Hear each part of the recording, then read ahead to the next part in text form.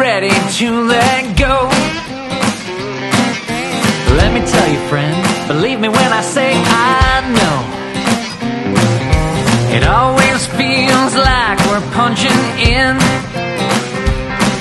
Well, I'm glad you stopped by. The fun is about to begin.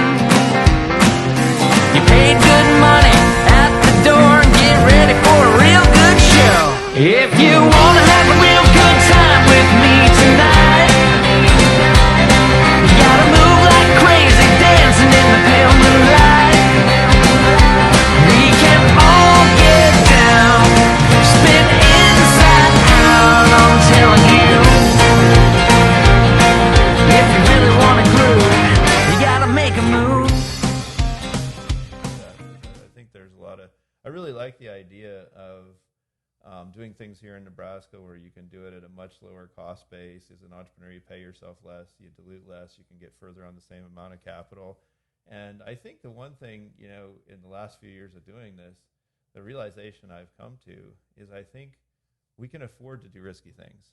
What I saw in Silicon Valley, what was really starting to bother me, is they wouldn't take risks. It's like you'd have three directions you could go with a product. You could do kind of a next gen type thing, or you could just do completely new platform. Everybody go to the next gen because they knew kind of it was a single, wasn't a home run. Yeah. And because of the high cost of doing everything, they couldn't afford to take the risk of, here we can afford to take the risk. Yeah. We got a much lower cost base, so we can do something for a year and it's a complete failure.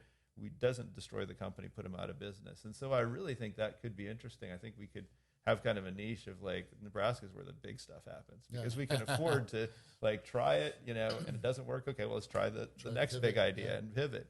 But in a lot of places, when you're burning millions of dollars a month, you're done. After that year, if you don't do it, you're done. Nobody's going to give you money to burn millions of dollars a month for further months beyond that. And so I feel like we have an opportunity to not just be, copy what other the Austins and the Silicon Valleys and whatever are doing, but to kind of create our own brand of startups and our own kind of methodologies and ideologies about how we build companies. Yeah, and to that point, I mean, I would say, Ben here in the office, he probably gets 1 to 2 calls a week from funds who they're starting to see, whether it's from PitchBook or CB Insights, they're starting to see things going on in Nebraska. Mm-hmm. And they, are calling, wanting to know, hey, what companies should be on our radar screen? What's going on? Can you make some introductions? And so I think it's taken some time, but we're getting on that national stage of people are interested. They don't know what's going on, but they start to see, the virtual incisions of the world, the company cams of the world, and they kind of want to know, hey, what else is what's happening that we should know about? Yeah, no, virtual incision certainly got gotten a lot of attention outside of Nebraska.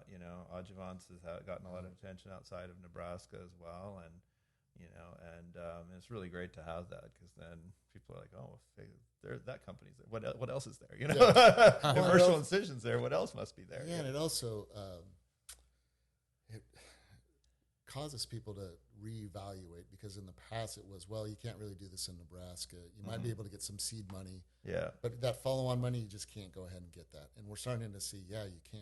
Yeah, and I have to say I was guilty because when I was living in Austin, there people trying to do medical device companies there, and I'm like, we just don't have the capital here. If you want to do a medical device company, you really got to go to Silicon Valley. I was one of those people saying that a few years ago, and now I'm like one of the people saying, I think we can do this in places other than Silicon Valley, and we should.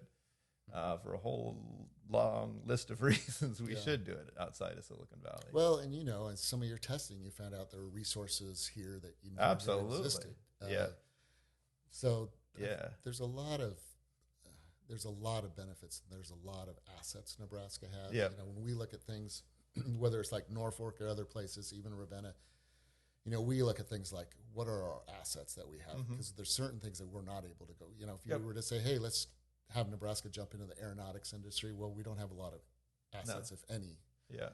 But agriculture, absolutely, that rises to the top. You talk about insurance, that rises to the top. Medical devices and biotech, probably we don't have as much as some other, but we have certain. No, we have some key things. Yeah. And my mantra is always do everything I possibly can in Nebraska.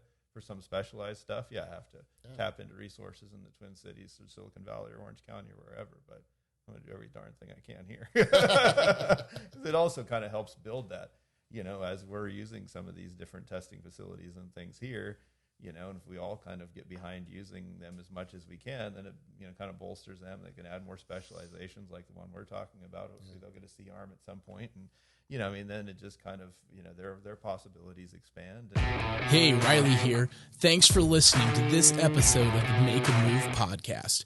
For more content, check us out on all major social media platforms and makeamovepodcast.com. Until next time, get off your butt and make a move.